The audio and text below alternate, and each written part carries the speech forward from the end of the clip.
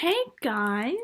So we're here to do part 2, and while researching for part 2, I realized that there will probably be 4 parts. But don't worry, I will make sure that there are no more than 4.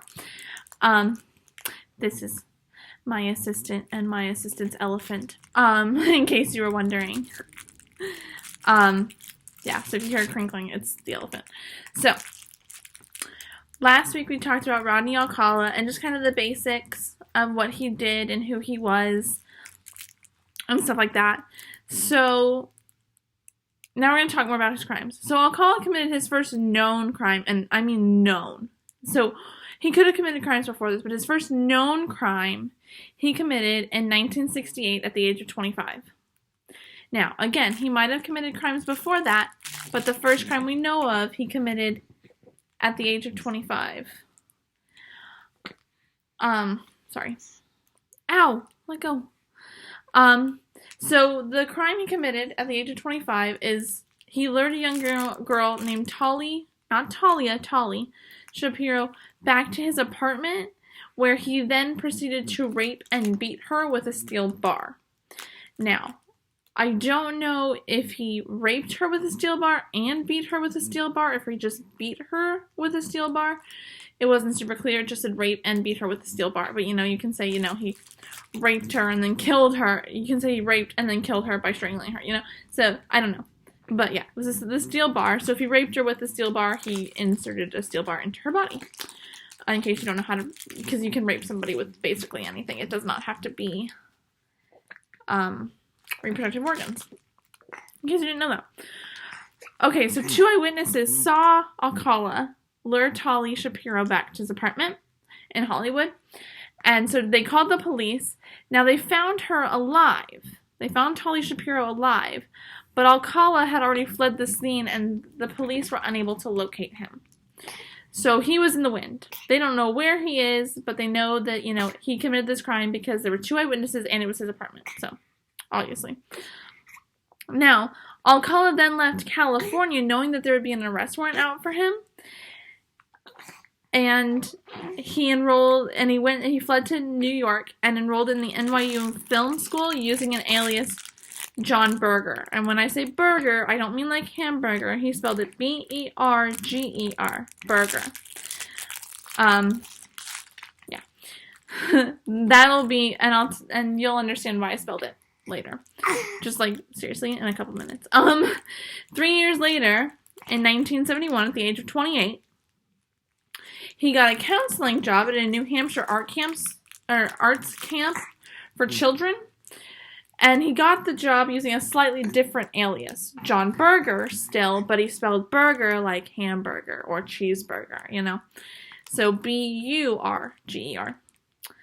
So in that same year, a 23-year-old flight attendant named Cornelia Michael Criley was found dead in her Manhattan apartment. Okay? So she lived in Manhattan, New York, and she had been raped and strangled. Her murder wasn't solved until 2011, so 40 years after she was murdered. Because she was murdered in 1971, her murder was solved in 2011, 40 years later. And yes, it did turn out that Alcala is the one who killed her. So Alcala was added to the FBI's 10 most wanted fugitives list. And while he was working at this arts camp, I don't know why I keep saying art camps, this arts camp in New Hampshire, 2 of the children at the arts camp went to the post office, and I don't know why, and recognized Alcala's picture and called the police, which led to his arrest. So he was first arrested in 1971. Now, following his arrest, he was extradited back to California to await trial. And that is because he was being tried for the rape and beating of Tolly Shapiro. Now, by the time his trial arrived, Tolly Shapiro's family had relocated to Mexico, and her parents would not allow her to testify.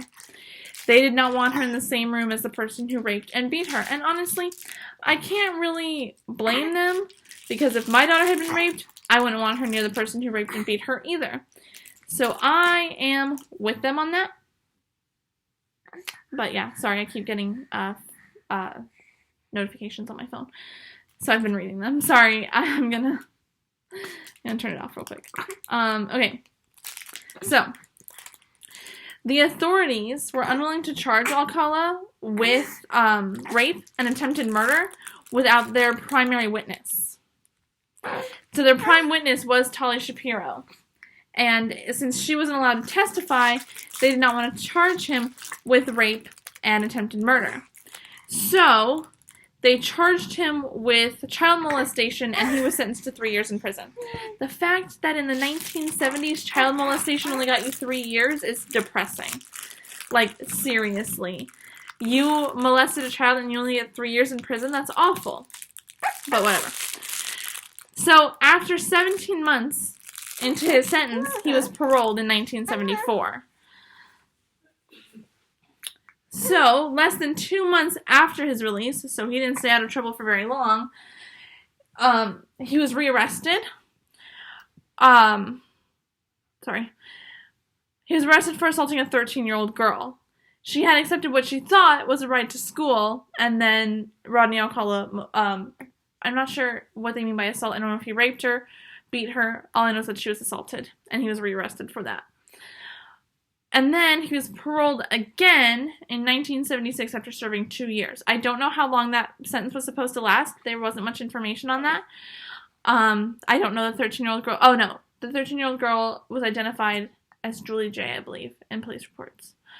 But yeah, I don't know how long his sentence was supposed to be.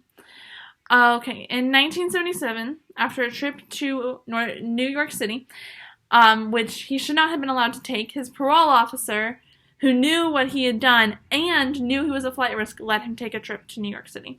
So after a trip to New York City, Alcala was thought to have murdered 23-year-old Ellen Jane Hoover.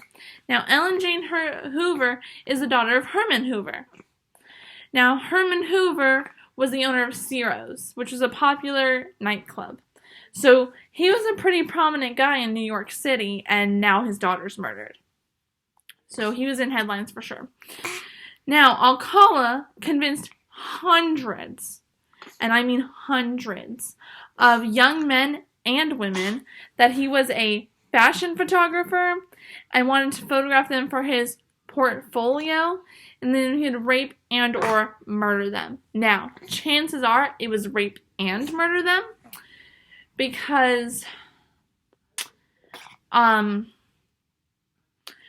was a sexual sadist. So one thing that was brought to my attention, because I was telling my husband about this stuff, he's like, well, why is he raping her with a steel bar? If he, why is he raping her like that? Why isn't he raping her, the normal way?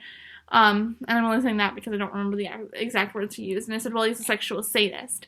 So the difference between a sexual sadist and a sexual molester, or a sexual sadist and a rapist, is that sexual sadists derive pleasure from inflicting pain on their victims. So my guess is Alcala had sex before and knew that it was pleasurable, but he wanted to inflict pain on his victims, not pleasure. So he'd rape them with something else. You can rape people with anything. A plunger, the stick of a plunger, a wooden pole or beam, a steel bar. I mean, anything that you can stick into somebody's body, you can rape them with. Because you're trying to inflict pain, not pleasure. So that's all I really have for you today, because, one, I did not do a whole lot of research, because yesterday when I was trying to do research, this one decided she needed her mama.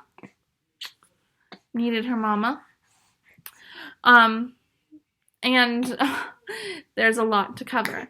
So hopefully the next video will be closer to about 15 or 20 minutes.